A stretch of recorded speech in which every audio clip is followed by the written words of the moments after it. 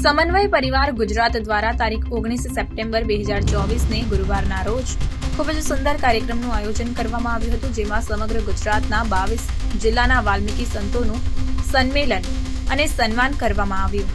ત્યારબાદ સમન્વય પરિવાર ગુજરાત દ્વારા નવી શાખાનું ઓપનિંગ કરવામાં આવ્યું, જેમાં સમગ્ર ગુજરાતના વિવિધ જિલ્લાઓ પૈકી વાલ્મીકી સમાજના 11 સભ્યોની નિમણૂક કરવામાં આવી હતી.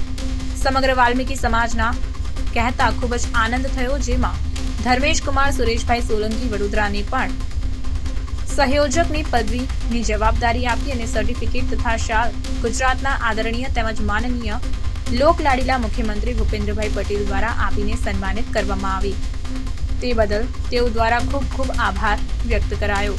અને આ કાર્યક્રમમાં સમાજનું ગર્વ એવા ઉજ્જૈનના પરમ પૂજ્ય સંત શ્રી બાલ યોગીજી ઉમેશનાથજી મહારાજ અને અસારવા વિધાનસભાના ધારાસભ્ય દર્શનાબેન વાઘેલા પણ ઉપસ્થિત થયા હતા અને વાલ્મીકી સમાજના કલ્યાણ માટેની વાતો કરી હતી.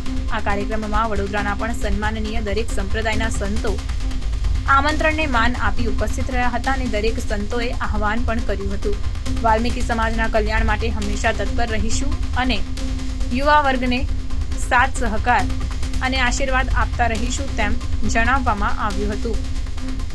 સાથે સાથે જ મનહરદાસ સાહેબ, મણિદાસ સાહેબ, શંભુ બાપુ, જગદીશદાસ સાહેબ, મલુકદાસ સાહેબ, છગનદાસ સાહેબ, રાહી સાહેબ, ચંદુભાઈ તલાટી, ધોળકિયા સાહેબ, છોટુ બાવા સાહેબ, જેડી સાહેબ, અશોકદાસ સાહેબ, રાજેશદાસ સાહેબ, ઈશ્વરદાસ સાહેબ, ઠાકોરભાઈ દિવાન સાહેબ, નારાયણ સાહેબ, જગદીશદાસ સાહેબ, પ્રકાશભાઈ સાહેબ તથા સમાજના કાર્યકર્તાઓ પણ ઉપસ્થિત રહ્યા હતા અને આ કાર્યક્રમની શોભામાં અભિવૃદ્ધિ કરી હતી.